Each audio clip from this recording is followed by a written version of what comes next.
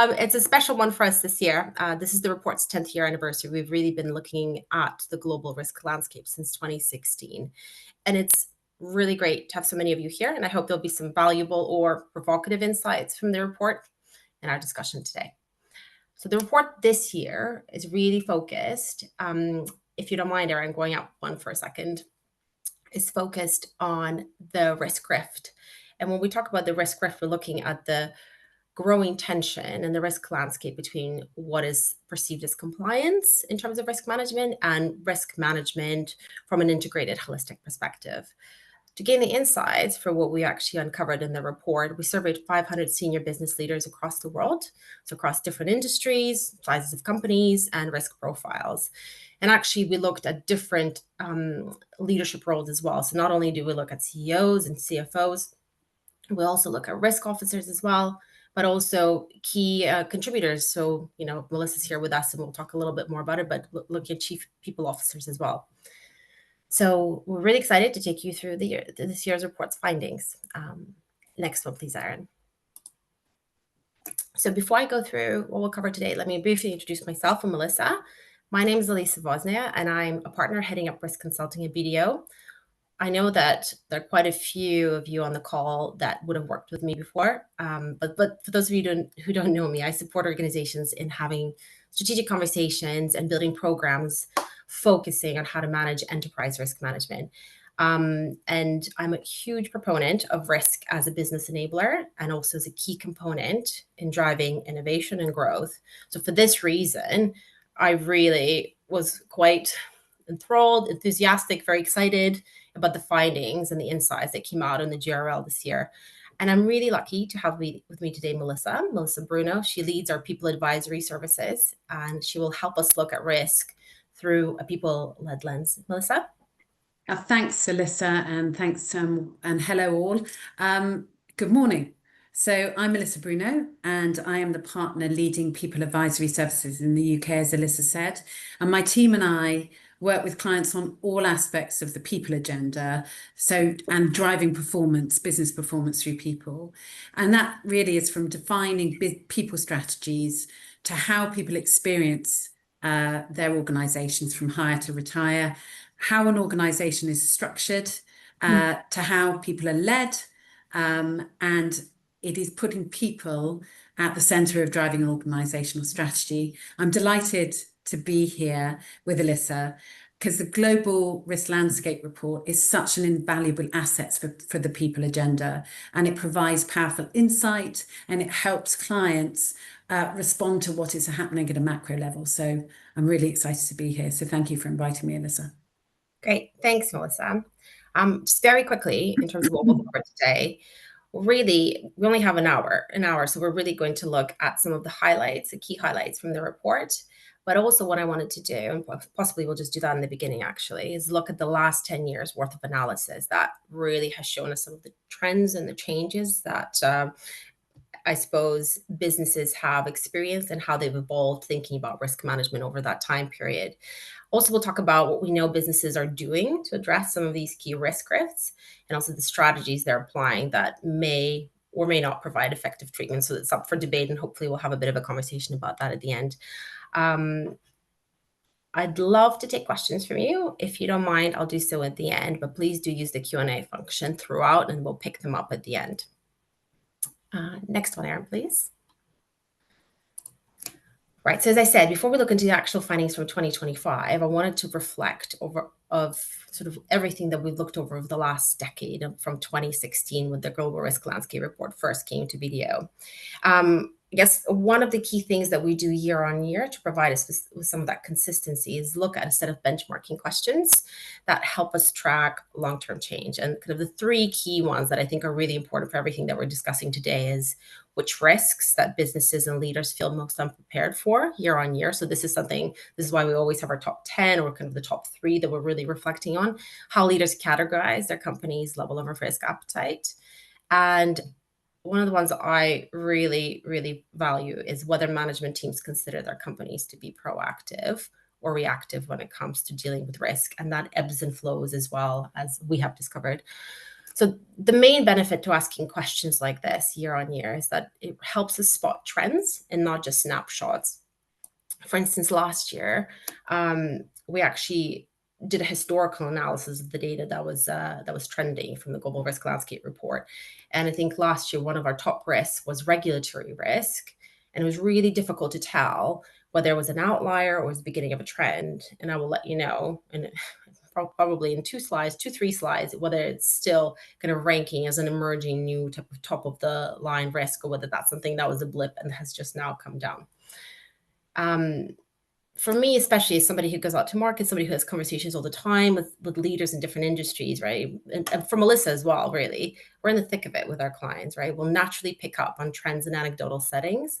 But what helps us then is this landscape, and hopefully for you as well, it informs our view in terms of how whether there's value, substantive kind of longitudinal set of data in terms of how it evidences what we're seeing, right? Should we really be thinking, yes, that's right, that's exactly what I intuited, this is what I saw, and now this is demonstrated to me in this kind of bigger data set that this is really happening? Or actually it's challenging what we're observing as a snapshot in the short term. And then I guess it gives you that ability to see if this is a cyclical point of view or there's really a significant shift from business as usual. But I thought actually rather than just tell you about it, I could show it to you. So, Erin, if you don't mind. So this is not actually in the report itself, so a bit of insider information, so only if you're here on the webinar, but this is a long view lens on how businesses have come to understand risk over the past decade. And so we've kind of looked at 4 specific types of risk. We've categorized the different risks that have come up over that time. So the first one is really about eternal risk, right? So these are the ones that never really go away. And I'm sure many of you on this call will be able to relate, especially in this given moment in time, if it potentially feels really, really heightened. It's, we talk about geopolitics, geopolitical instability, and when it comes to environmental risk, environmental threats. So these are big, persistent forces that companies know they need to plan around long term. So essentially, every year, they figure in the top 5, certainly in the top 10, but they're always there. They're perennial. What we found interesting as well, and actually one of the reasons that Melissa is here today, is talk about the ones that are coming up as episodic risks, right? So they're spiking in relevance depending on what's happening in that moment. For example, last year we had all of those elections. So I think depending which data you use, between 64 and 70 all around the world. And that's when you see a spike in episodic risk, which there's a consequence for this, right? So it's elections, major regulatory shifts. They're not constant, but what happens when they're hit is that they hit really hard. And when they're not hitting, the temptation is to think that they've gone away, but they'll be back, which is why I think it kind of cycles around this way for the executives. Sort of, we've put it to bed, we don't need to worry about it. Oh, it's actually come back around. The one thing that I found very interesting, probably wouldn't have picked up had we not looked at this data, is that we have reducing risks. And that's what we've really found out, that the concern has dropped from business leaders. And that includes business interruption, for instance. That was ranked second in the list of risks in our first Global Risk Landscape report. And after a couple of years of low ranking, we didn't even bother to include it as an option because actually it's not even perceived as something that is defined as risk, because actually it's now seen as a consequence. So it's not unimportant, but the maturity and the evolution of how leaders and how employees within those companies perceive it has really moved on. So within that, you'll have capital funding. Brand and reputation is an interesting one because again, it is really seen as a consequence of something else upstream having gone wrong. So I guess the positive takeaway from the reduction of those risks is not that those risks have gone away, but the thinking about enterprise risk has become much more sophisticated. And the last one was a little bit of a surprise to me, I'll be honest, but perhaps not for many of you who have to deal with this in your daily lives. And it's to do with the fact that cyber is a risk that is the only one actually that maintains that position of being a risk that's on almost always on the increase. It's climbing up the agenda. And it's always talking about cyber threats. They're really becoming more urgent year on year, even though we've seen a slight dip last year. And typically they're driven by technology shifts. So I think the resurgence in the threat around cybersecurity is possibly buttressed by everything that's happening within the space of artificial intelligence evolution. So be again interesting to see whether you see this the same way or not, but certainly this is the data that kind of confirms the different changes over time from executives around the world. So for me, this is a really good sign that there's a shift in perspective, right? Because it means that businesses are moving from surface level symptoms to root cause thinking. And I suppose from an episodic risk perspective, it's really helpful to see, to see and to understand how those cycles come back around and what it is that you need to do in order to make your business resilient for when that cycle comes back. Next one, Aaron, please. Right. So one of the questions that we do ask every year is, do you agree that the risk landscape is more defined by crisis than ever? So 84% of business leaders said yes. If you were here last year, and I know some of you will have been, you'll be thinking that I just got super lazy, use the same slide, didn't even bother, right? Nope. This is actually the same as it was last year, which is a really kind of a surprising finding, but a significant one on its own. And the reason for that is we were expecting this number to go down, right? So 2024 was this mega election year, super election year. And the anticipation was that off the back of that, all of the uncertainty, all of the kind of holding things down and not really knowing what's going to happen is going to be an element of release, right? So we're going to return to business as usual. We understand what the stakeholders are. We understand the kind of the landscape and the geopolitical landscape, the macroeconomic analysis. But actually, that hasn't really changed. So if we look at what happens next, I'll explain sort of where we're seeing that. I think, Aaron, do you mind going to the next one? Perfect. Thank you.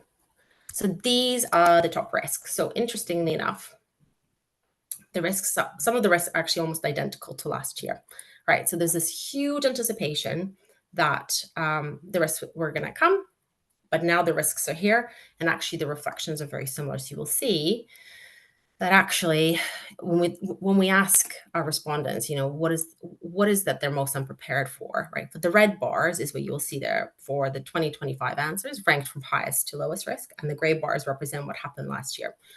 So the top two risks, and actually the top one by a country mile, is regulatory risk, and this is the one that I was talking about, and the fact that actually, why do we expect for it to hold? It's strange. I think last year it rose 14 spaces. I really thought it would come down because it was in anticipation of policy changes. It stayed up. So why is that happening? Well, from the conversations that we're having with businesses, because they actually have to live with the policy changes that are now being embedded. And actually, because of the different elements of how the geopolitics is, I suppose, influencing this, the degree of uncertainty possibly increased, right? So things are so different than what they used to be before the elections that actually that is a really huge focus in terms of how businesses respond to this challenge. When we talk about supply chain, that also held, that stayed in second place. And I think partly, again, it's influenced by the geopolitical landscape from that multiplier risk perspective. But I think what I need to say here is that we're not just looking at physical supply chains, it's also looking at digital supply chains, right? And this is one of the reasons I think it continues to be top of the chart. But the top shift that we saw this year is around people and talent. And the concern about this has really more than doubled. So we went from 12% to 28%. It's huge. I think it leapt, what did it say, 10 places this year.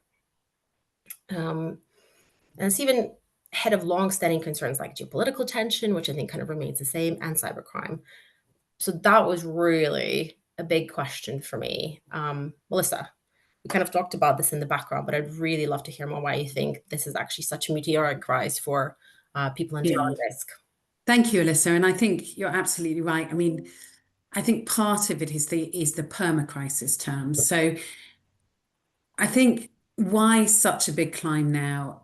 It's because the people agenda really poses such a multi-dimensional challenge, and it really manifests itself predominantly in three areas. So there is an intense pressure, relentless pressure on leadership.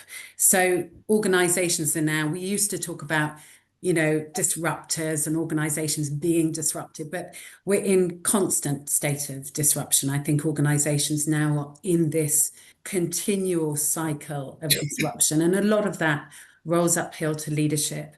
And this, in a risk context, can often lead to sort of a leadership inertia, a stasis, if you like, that really can manifest itself in risk aversion and a more compliance-driven culture, because leaders tend to look, all leaders, us all included, tend to look at the things that they can control when the whole world feels like it's in constant permacrisis. So there's a huge impact on the leadership load. The second really, really major factor, and it's been a while, we haven't mentioned it yet on this webinar, is AI and the wonderful world of AI. And on the people agenda, how does AI manifest itself? Well, AI impacts how organizations operate, how they deliver value, and how they compete. And they impact the people agenda hugely, because they impact how work is done, how work is allocated, how an organization is structured. And AI adoption can deliver huge business benefits, business process efficiency, data management, but it really has a mammoth organizational demand. And we're beginning to see that, yes, AI is going to be foundational to all organizations, but it needs to be championed by leadership, and it needs to be adopted by the workforce. And I'll talk a little bit more about this later in the session when we come on to a bit more specifics about AI. But that is causing a huge amount of tension in the people agenda and the CEO and the C-suite agenda. And one of the really direct consequences of that is skills. So two main areas of skill concern is that they're scarce skills. So if every organization is adopting AI as its foundation, ultimately, then what does that actually mean for your skills? Well, one, your whole organization needs to become more digitally enabled. And if organizations are becoming more dependent on being more digital and AI being foundational to competitive performance, the demand for those skills is fierce. And so the need to retain, attract is a priority. But in actual fact, there won't be enough skills to go around. So reskilling has become a major discussion point. So, and how do you reskill? What do you reskill people in? So that, again, is causing quite a lot of organizational tension. And lastly, I would say on the talent front, there is this constant debate at the moment about, okay, we're not going to have entry-level talent. So what are we going to do? Where are we going to get that talent? So we're seeing the rise of discussions around academies and all sorts of things. So again, that's causing a lot of organization tension. So it's three things for me. It's leadership, it's AI, and skills. Well, thank you, Melissa. And actually, some of these things we have talked about, but the amount of information that you've just added on there is really critical. And the fact, I think what you've really pointed out there is the interconnectedness of some of these risks. Yeah. And basically across everything we're seeing, not just from the report, but generally, is the inability to now just isolate it. I know we kind of presented in a siloed way here, but actually all of these risks feed each other in these different categories. And I think rightly, to Melissa's point, we haven't really talked about AI because I think it's hidden. It's hidden a lot of these risks as well. And I think we'll pick up on that in a bit as well.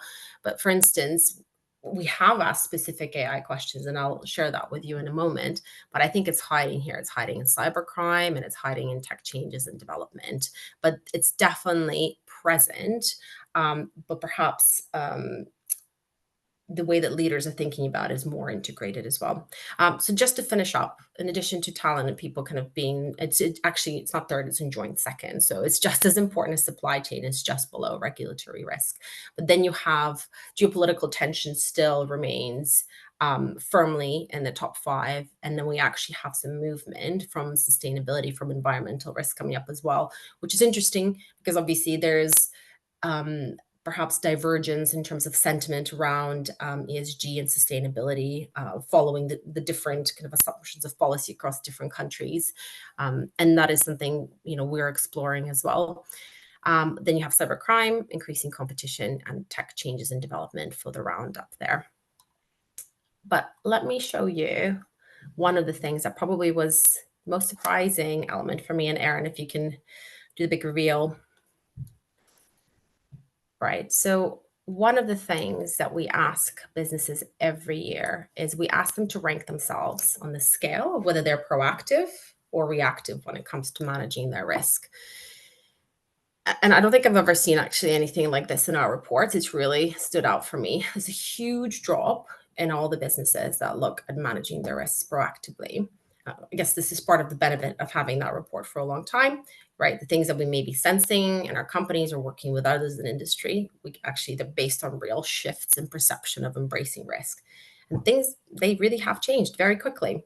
And just look at this. If you look at what's happening in 2023, almost not quite, but almost 1 in 3 businesses, they're saying that they're managing risk proactively.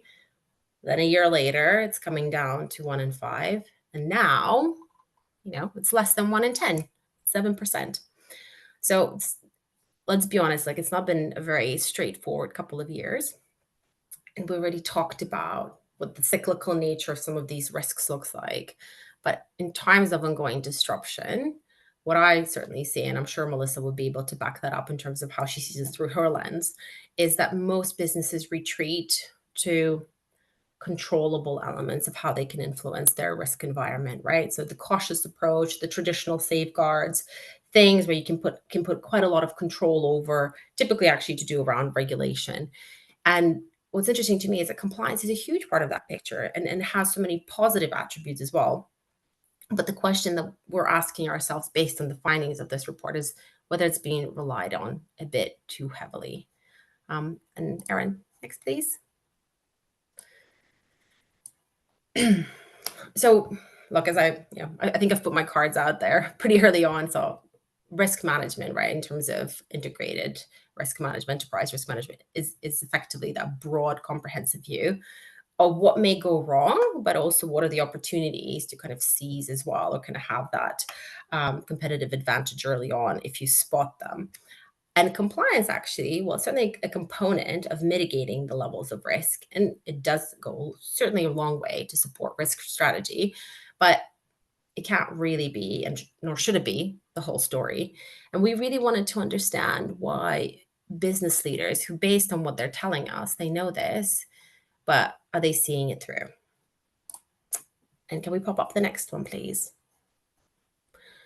So businesses are telling us, right, in terms of how they respond, is that they're striking the right balance. So kind of gave them 2 scales to rank themselves on. One was, a scale of very real risk focused, very compliance focused management. Where is your business? Where is it today? That's the gray bars. The red bars is the same question, risk versus compliance focused, but where would you ideally sit, the red bars? So actually, when you have a look at this, everything looks pretty good, right? Business leaders say they understand, they want to strike an equal focus between the two. And fantastic. You need to have both sides of the coin in order to drive this, right? Apparently, yes. Okay, I think we should probably finish up the report. We don't need this anymore. But they're telling us they're tackling it equally. But what we're seeing is that that's not a true picture. And there's a bit more information when we look at it, when we zoom out and we ask executives about their focus when it comes to risk and when it comes to compliance in other ways, we find something else. So, Erin, if you may. Right. So this looks like a bit of a DNA strand here, but there's quite a lot of really good information here. So what I certainly want to avoid, and when we put the reports out, when we put the questions out to executives, is I really don't want to get performative findings, right? Well, we can all be subject to this when we fill and answer questions about ourselves, our culture, our businesses. I often talk about what is it, perception versus reality, and I think some of that is here. But I think the in-depth findings are showing that actually it's a bit of aspiration versus reality as well, how we want our business to address risk versus how we actually go about it. And we're seeing a little bit of that here. So to counter that, we've given businesses and business leaders a list of common problems. So what happens when a business is heavily compliance focused, right? When you look at kind of tick boxing mentalities, low focus on strategic risks, etc., you'll be able to see them on the screen, and they're all really nicely outlined in the report as well. We gave that list and said, which of these issues apply to your company? And to be fair, one of the options that we gave was none of the above. Nobody picked that. Not one single individual out of those 500 people picked, none of those applied to me. Every single one was facing some kind of, you know, and you can talk about the degree of severity, a negative symptom of a compliance bias focus when they're talking about managing risk to the company. So the story got richer, which is why I think you got all these different things kind of looking at each other. Because when we looked at what are the issues for CEOs and managing directors versus what the chief risk officers, head of risk think, right? And actually, if you look at it,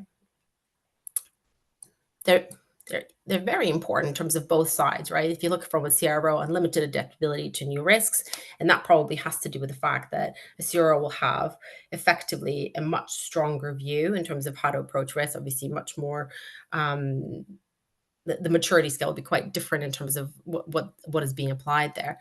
But then if you look what's happening for the CEOs, actually, the top two is the view that they're overspending on compliance, and there's a box ticking mentality that's present in the business, right? So it's almost misaligned priorities across C-suites.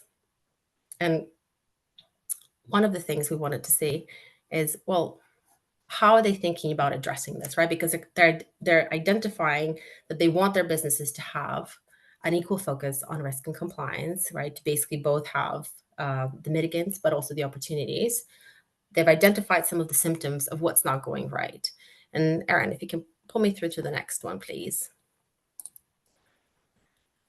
So essentially, I guess what we've defined this as a risk rift, right? This growing gap or rift between how businesses think they're approaching risk management. So this is a balanced lens versus what they actually need to do in a crisis-defined world. So that's the what. What about the why? So we'll go into more detail in the report, but at high level, businesses are making fragmented compliance efforts that make them feel like they're doing something, but they're not fully engaging with managing risks today or the risks that are emerging for them in the longer term. It's essentially, in some cases, I'm not saying it's the case for everything, sometimes it's spend without impact, which is why you kind of get that frustration from the CEO and the MD, right? So in some businesses, it's a lot of bitty compliance projects that make people feel busy, or sometimes they're pretty significant transformation projects that potentially then don't demonstrate return on impact. And that ticks the right boxes, but often isn't perceived to drive value. And I think this is where we're seeing that disconnect. Next, Aaron, please. Oh, there's a silver lining. And I wanted to show you what comes up in our other findings. If we can go to the next one, please. So I think what's really important is the aspiration, the identification, some of the symptoms, and how do you actually think about closing that gap and the conscious steps that you need to do in order to realign this. So I find that really powerful, right? Business leaders already know what to do, and they've identified them as their key priorities. So even if business leaders aren't totally aware that they're part of a risk group, they do recognize the steps that they need to kind of approach this with. And they're largely taking them, right? Because if you look about this, how do you think about tilting the balance about towards real risk management? Which steps are you going to take? Which steps are you going to prioritize? It's from somebody who looks at risk management broadly. Actually, one of the first things to recommend is about that embedment of risk thinking in your organizational DNA into your culture. It's very difficult, but it's really amazing to see that actually it's one of the ones that people understand that they can connect to and actually engage with it longer term. And I suppose in a lot of the top choices do revolve around some of the shifting and maturing the thinking around risk. So it's not just the risk culture, it's thinking about cross-team collaboration, because silos is one of the things that really, really disconnects and creates that rift as well. I really like the fact that we're talking as well about prioritizing real-time risk responses, and that can take different forms, right? Because it could be sentiment analysis, it could be a dynamic way of kind of seeing what your key risk indicators are showing up. I mean, probably seems less exciting, but building a new risk management framework also can be powerful in itself. We did not pay them to say that they need to hire external risk advisors, but that did come up as well. And I think they talk about that in different ways. I think it looks like a specialism specifically when they're dealing with the risk that there won't necessarily be a technical expertise. So when we're talking about leadership risk, we're talking about cyber risk, we're talking about AI, all of these companies are reaching out and kind of getting support in while also driving those other key initiatives that we've seen at the top. It'd be really interesting. I'm not sure we're going to have an opportunity here today, but to see what your companies are looking at from those strategies. And I know from conversations that I have with the people that I work with, I definitely see the top three, right? They will come in different prioritization order, right? Depending on the culture of that organization. But for me, it's the reflection that risk thinking in the culture is a long-term change and commitment, right? None of these companies are looking for quick fixes. These are really, truly evolutionary changes to the DNA. Melissa, what do you think? Because we had quite a good conversation in terms of Yeah. the things I that mean, have. I'd like to comment just a couple of comments on that. And there is one thing, it's historically and, you know, not so much with leadership, but certainly in workforces, there is a legacy fear around, or there is a legacy terminology challenge with the word risk itself, which I think leaders are really beginning to recognize that risk is one of those real, looking at what risk is at the strategic level is a real value driver for a business. It's giving the business a really compelling lens through which to look. Often historically risk is in direct opposition with innovation.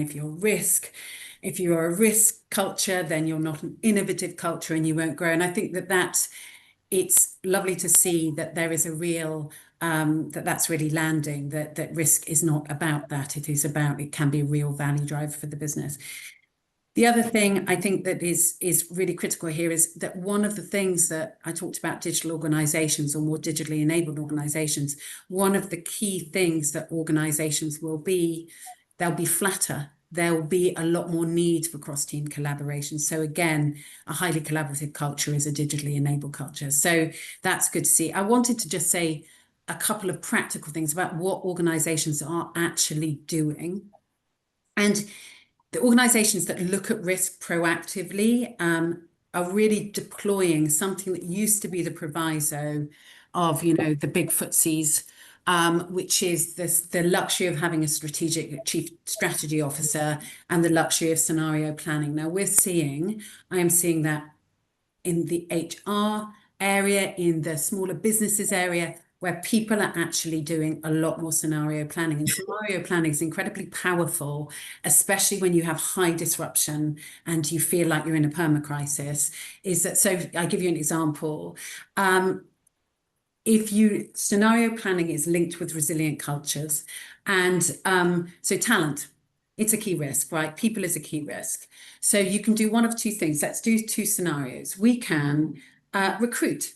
Let's think about the impacts of recruiting, the cost, what it means for reward, how it's going to affect our business internally. Or the other scenario we can think about is reskill. So what are the impacts of those? Well, you will need to invest. Leadership need to behave in the right way. You need to define the right skills for your organization, your function, etc. So I want to say that practically speaking, scenario planning is on the rise. And sort of risk reporting and risk strategy is a key driver of deciding which things you need to scenario test. That's fantastic, Melissa. And actually, I'd like to echo this because, again, it almost looks at the top three things, what you're describing, right? Because actually, if you think about Yeah. embedding, that is a really powerful way to do so because you're not going to get that culture around risk by doing a number of risk registers, even if they're as exciting as the top principal risks, right? And actually nothing works better than getting everybody in a room, kind of having the different functions, the different leaders from the function actually contribute. And that's that whole kind of beautiful thing around team collaboration. And just as you're saying, I'm seeing a scenario plan because scenario planning really used to be quite quantitative as well, right? And very related to stress testing in terms of what your organization is able to kind of sustain if a crisis hits. But I think to the point they've both been making, the fact that we're in a constant state of crisis. I mean, it can't constantly be a crisis, but it just feels like the disruption is never ending. Ultimately, you're not going to be able to look at your risk, even if it's every 3 months, say, okay, that's fine, it looks good to me, right? And put it back in the shelf. You actually need to think about that dynamic view of how those things apply. And scenario planning is probably one of the most engaging ways. And I see leaders and teams really coming together to to engage around this, and makes risk less esoteric, less theoretical, and a proper practical application, which is fantastic to hear that it lives across different functions, that you're seeing that kind of in the HR functions and the strategy functions as well. Fab. Okay, so can we please then go on to the next slide? So what I wanted to do is we've kind of covered the broader element of what we've seen the last 10 years. What are the key things that are coming through as the risk? And I wanted to highlight some of the things that have really stood out as part of this report. So this one was an interesting one as well, as I've talked to you about. We've covered the top risks, right? But I wanted to focus a little bit more on cyber risk. Although we've listed cyber risk as a risk that's been on an upward trajectory all throughout the last 10 years, I did say that last year there was a dip, and leaders have spoken to us about this fatigue that has set against kind of the cyber landscape, right? So it's a combination of transformational programs that they felt like pouring significant resource, but then kind of feeling that you're still vulnerable and exposed and breaches still happen. So actually, how do you reconcile those different things, right? And how do you actually find something that helps create a defensible strategy for your business? So there's some really good news, and Melissa and I talk to our cyber leads all the time, so we know the actual defenses are becoming more refined. And that's to do with the fact that businesses are becoming much more sophisticated in their cyber strategies, their exposure levels, and how they triage response. But at the same time, cyber criminals are getting more and more sophisticated, and typically they do try to stay just one step ahead. And for that reason, this is a really big headache for CEOs. They're getting more nervous about it. The good news here, as I mentioned, is that this nervousness has led businesses to rethink their defenses, but there's a little bit of a cause for concern. And if we kind of go into the next slide, we can talk about why. And it's really about the perception of how AI falls into this. So, well, we're talking about AI because I know Melissa said maybe we haven't covered it because it's been hiding somewhere. We do ask specific questions when it comes to AI. And so we've asked whether business leaders think that AI is a risk and whether they view it as an opportunity. So it's kind of an interesting story here. Concern about AI as a risk is going down. So it's now at about 18%. It was 29 last year. So there's a growing familiarity with it. I think there's also a shift in how it's being thought of as a risk, point blank. But when AI falls inside a system, it's often seen as the system being the weak point, like supply chain, HR, cybersecurity, rather than the AI itself. So it is kind of being integrated into those broader systems, and it's almost like an enabler, but also potential risk within those systems. But it's also like the early days of the internet, right? So people used to think that the internet itself was the risk, but it actually changed the equation of other risks, making some more likely and some less likely. Essentially, that's what we think is happening with AI here, right? It's being seen more as a risk multiplier rather than a self-contained risk. Well, having said that, we're not yet seeing a majority of businesses calling AI a clear opportunity. So you'll see here we're about 45%. It's a good number, but actually keep in mind that last year, 59% of leaders said that it was an opportunity. And in 2023, it was 83% actually. So there was quite a lot of optimism about what was going on in development of AI and where it was kind of leading to. And it probably explains the numbers now, right? So there's a more grounded understanding of where we are with AI now. The hype has settled to a certain extent, and businesses are now realizing the high levels of investment and the infrastructure that AI requires. So essentially, you can probably see as maybe businesses exiting the honeymoon phase of AI. But let's stay on this just a little bit longer. Melissa, you started us off on that intersect with AI and kind of the people risk. Would be really good to hear a little bit more about it. And I think there's an interesting thing that drop in optimism around AI is not surprising at all. It's because AI is an opportunity, but it's a hard opportunity. It's hard to execute on. It's very, to use the fantastic term, disruptive to an organization. And I think when you look at it from a people perspective, we're currently in that fear phase. So where leadership needs to instill confidence and their people need direction to reassure themselves.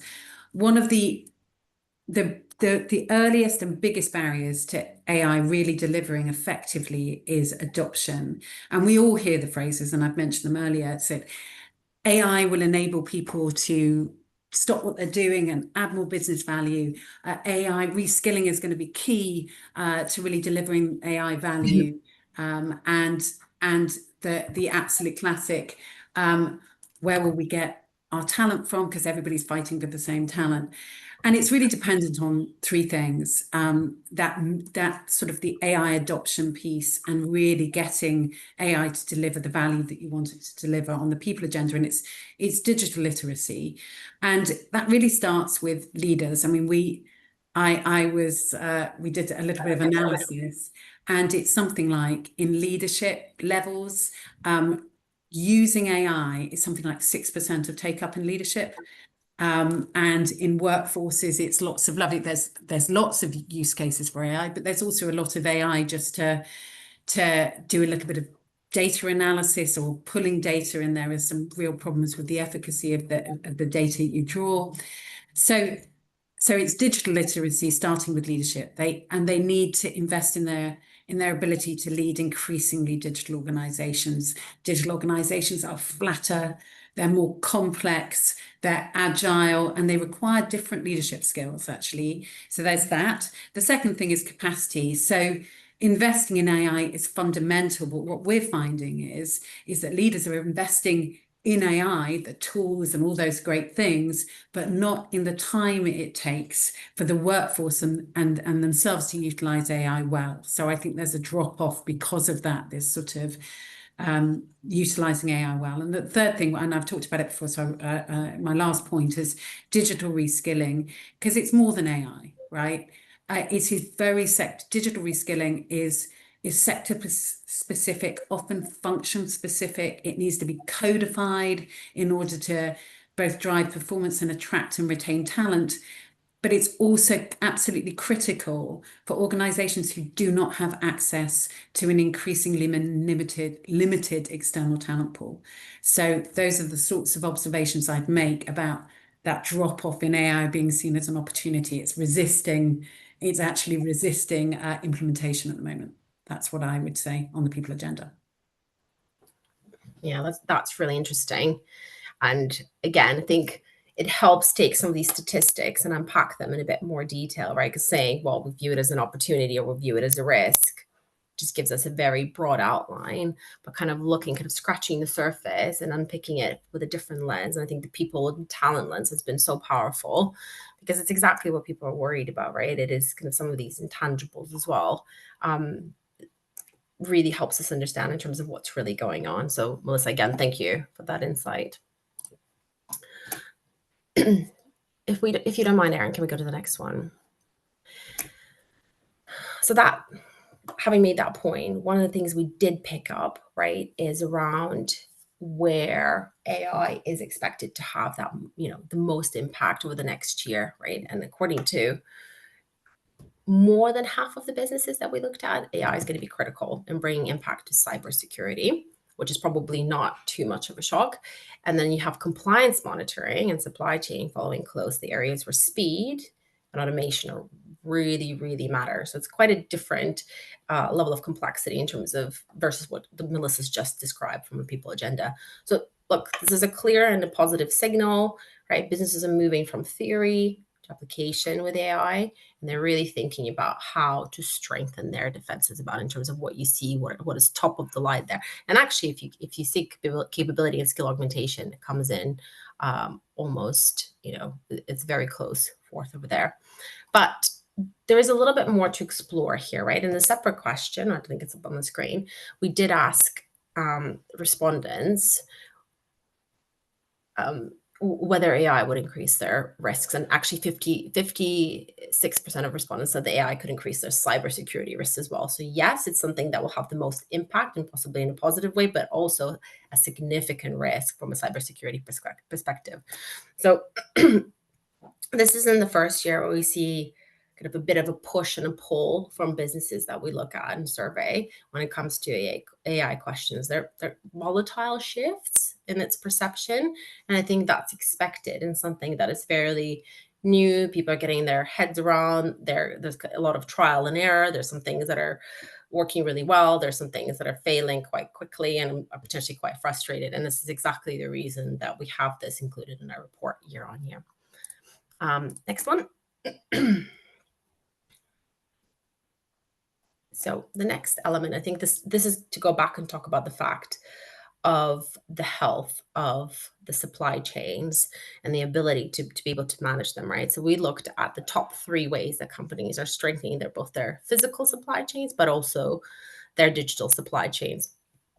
And it's really thinking about when you think about this volatility, what is it within the company's gifts to actually be able to respond to it, right? So we're all aware of the geopolitical tensions. I think, um, again, every time I run a webinar, especially if it's anything to do with geopolitical risk, I have a rough outline, but ultimately have to get up that morning and see what new things have descended upon us in terms of how things are going to change, how they're going to actually have huge impact on specific industries. Sometimes it could be a blanket impact on everybody, and obviously this then helps fuel some of these trade uncertainties that happen globally. So therefore, it is really forcing companies to pay more attention to supply chains, and we wanted to understand what the businesses do to protect them. So the key outcome of this is that, um, probably not a surprise to anyone on this call, is that companies have learned that as far back as COVID, right? Relying on a single distant supplier leaves you exposed. So it hits both product availability, profits. So therefore, the things that you kind of see coming up as key elements here, right? You're looking at due diligence. And I actually think there's a significant difference in what you look at physical supply chains, right? It's enhancing due diligence, it's looking and monitoring, and it's diversifying suppliers. So a lot of it is actually a preventive element of thinking about this. Maybe you could say digital monitoring is both. But with the digital supply chains, I think looking at regular audits of companies who are already working with digital vendors, right? Thinking about monitoring tools and strengthening the data sharing agreements and what it looks like. So due diligence, auditing, and supplier diversification are on the agenda, and I would say for both in slightly different shapes. And the last highlight, please.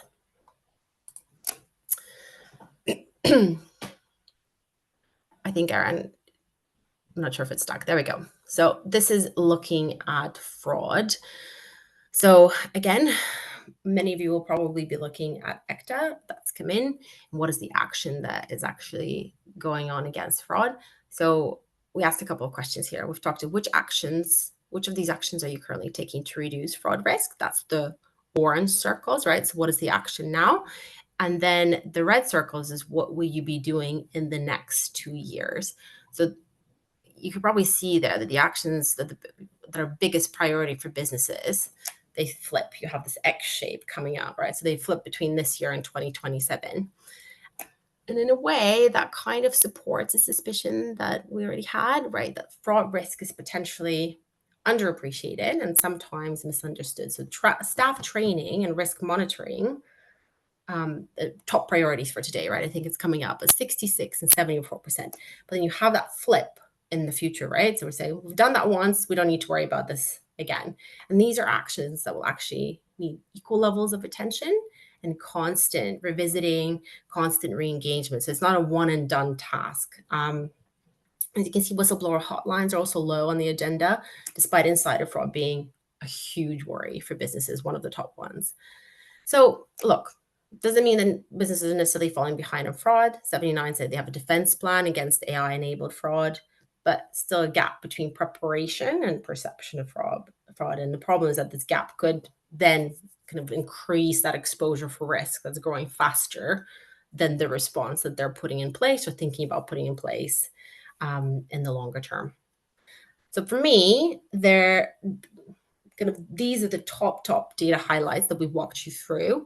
I guess what I'd like to say, there's a ton to unpack, and I don't intend to do justice to everything that is in that report in 1 hour, right?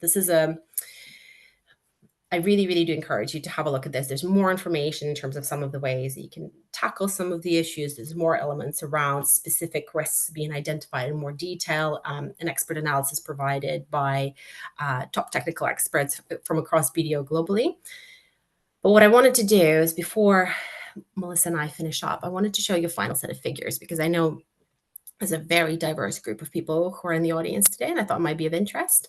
But before I do this, I just wanted to quickly mention that while today is the launch of the report, I certainly will be looking to host roundtable sessions, which are closed roundtable sessions for risk leaders in the autumn across the UK. And this is part of what risk consulting does from an engagement program perspective. And we run this and facilitate it under Chatham House rules. We typically have a guest speaker who joins us to share their insights, and there's an opportunity to share how businesses actually respond to some of the challenges that are coming across. It's a really useful way to kind of connect with your peers and see what everybody else is doing and where you are on that kind of maturity scale. If you're interested and you haven't registered for those in the past, just please reach out to me directly. I make sure that you're invited next time. But without further ado, if maybe, Erin, you can flip to the next slide. So what I wanted to show you, this isn't in the report itself. And again, one of the things that we give you that broader picture, but I really wanted to take the launch and the webinar and just demonstrate just how much information we're able to derive from this. And I wanted to show you across different sectors. So this is around sectors that we would typically define as being highly regulated. We've talked about what the top risks are, but here are some of the findings that we see across different industries, right? So you will see that for something like the financial sector, it makes a ton of sense. The regulatory risk is high up there, but actually technological change and development is also coming up. For shipping and logistics, actually environmental supply chain are top priorities. Healthcare and life science sector, people capacity and reg risk as well. So you kind of see some of them flip around. Interestingly, in TMT, it's cyber attacks. And then if you don't mind, Erin, just if you can flip to the last slide. And then what we said, lightly regulated, although if you're in one of those industries, I don't know how you feel about being categorized as such. But again, you will see that in manufacturing, it's environmental supply chain and people and talent that really focus on this. In retail, actually, it's geopolitical tensions because they tend to flip the script on everything else. Professional services, regulatory risk, cyber attack from private equity sector. So all of this information, I know is just a quick snapshot of. I don't intend to go through this in great detail. But again, reach out if you wanted more information, because these are just the top risks, but we have information in terms of how leaders in your sectors and industries have answered these questions, and very happy to share those insights as well. And on that note, Erin, can we go to the next slide? So thank you very much for joining me, Melissa, today. Hopefully there was something today that piqued your interest and your curiosity, maybe reflected some of your own experiences. So if you have any questions, please let us know. I'm not sure if there are any in the chat. And Melissa, can you see any? The Q&A? I can read you one from Jennifer. Where do you think internal audit should focus their efforts, given talent people has moved up 10 places? Should internal audit review people strategy? Do you want me to take that question? I think so. Go on then. I mean, I think it's a very good question, I have to say, and so thank you for that. Should internal audit focus their efforts? I think they definitely need to have a view on it. There is always a risk with when I work with clients, is that your people strategy can get detached so quickly from what you're trying to achieve as a business. It's a bit like sometimes, risk is a compliance report and risk is a strategic report.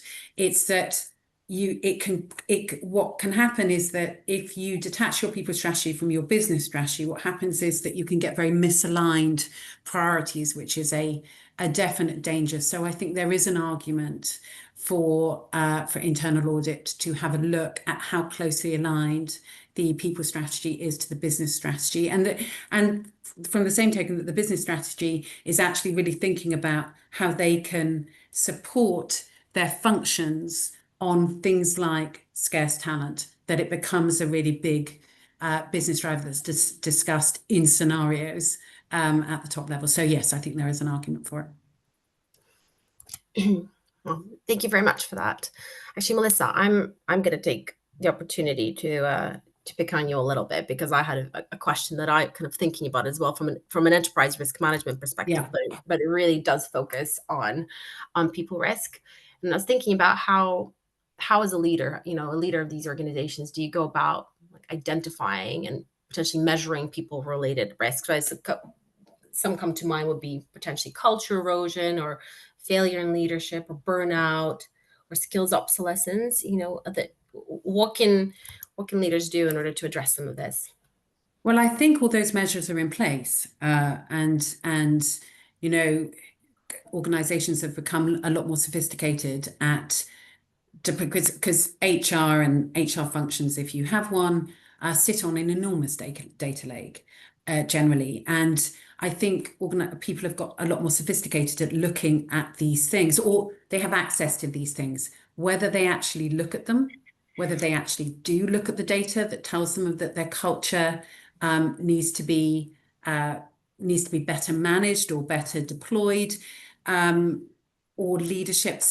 So I would argue that the intel is there. It's the actual process and muscle of looking at that intel and thinking about what it's telling you. And the Global Risk Landscape Report is a perfect vehicle for C-suite to look at those big, to unpack some of those big risks. It's a bit of a generic response, but I think the data's there. People need to look at it. And if it's not there for your organization, look at what's available on competitor organizations or within your sector, and that's where advisors like us can help give some of that directional data. Yeah, no, that's a good point. I think there's a really good question that's just come through as well. And the question is, do you find frustrating that we're still talking about the need to embed risk management within culture and decision making? I mean, that's a really good point, right? Because I mean, it's something that as practitioners, and actually from both sides of this, right, from a culture perspective, from a risk culture perspective, and exactly that, how you influence decision making, those are critical components for risk to be holistic and integrated and actually meaningful, right? So, yes, it is frustrating. These conversations that we're having in a number of businesses, yes, there are those conversations. Why is it so painful? Why is it so frustrating? I mean, if you think about it, I mean, from my perspective, from an ARM perspective, I kind of see it. There'll be lots of different elements, but the top two that come to mind for me is one, look, we're talking about business leaders, right? That is like how many other things are they dealing with simultaneously? How many balls do they have up in the air? And how many of them actually have the confidence to admit some of the things that they don't know about this, right? I think you probably see that a lot as well, Melissa, in terms of I run this business. I know what I'm doing about risk. Don't tell me how to suck eggs, right? But part of it as well, the conversations we often have to bring some of that vulnerability in a less defensive way is around you know everything about your business. You know how risk works. What are some of the things that you're missing? Are you talking to your colleagues about how you look at risk, right? Are you actually having those conversations together? Do your teams know this? Do they actually know what's in your head? How does that cascade down? And part of it as well, I'll be very honest, risk has a potentially quite a bad reputation, right? Depending who you ask. Sometimes I go into organizations and I can't use certain words because somebody had a really bad experience with it in their previous organization, right? And actually, everything has to be tiptoed around in order to adjust and call risk something else because it's been run in a really poor way, right? Whether it was too compliance focused or potentially a huge transformation program has been put into place that was interrupted or didn't feel like it delivered value. So there's probably some of those memories that are not necessarily true to like the actual things that risk can do to deliver and support business decisions. But look, it sounds like you might be frustrated by this as well, but it's certainly something we see and I can empathize with.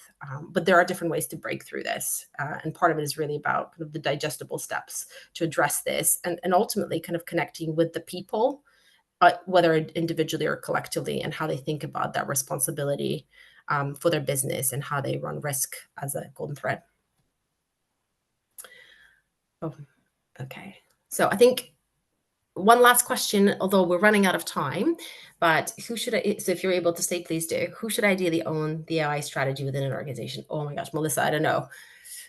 Is that something, do you think you want to pick up? I mean, because I think it definitely needs to be an executive sponsor, For but sure. at the same time, I find that um, ultimately, if AI is well embedded, you will own elements of the AI strategy just as you own elements of risk management within each different area where it's running through. I think you're absolutely right. I think it is so foundational, as I keep using them, getting bored of that word, but it's so foundational to organizations going forward. It will increasingly be directly on the CEO agenda, and then each of the functional leaders will have a key contribution. I imagine that not too soon, in not too distant future, what you'll have is you'll have your business strategy and plan, and literally plugged into the bottom of that will be your AI strategy and plan. So as HR contributes to it and finance contributes, and so I think it will be so fundamental that that's what will happen. Yeah. Well, thanks very much, Mansur, for that. And thank you, everybody who joined us today. I appreciate that the timing is quite tight. Thank you so much for joining us. If you have any questions, any comments, you want to be in touch, just reach out to me or Melissa. Or actually, Erin, if you don't mind just flipping the next slide very quickly, our details are available in this presentation. And thank you so much for being here.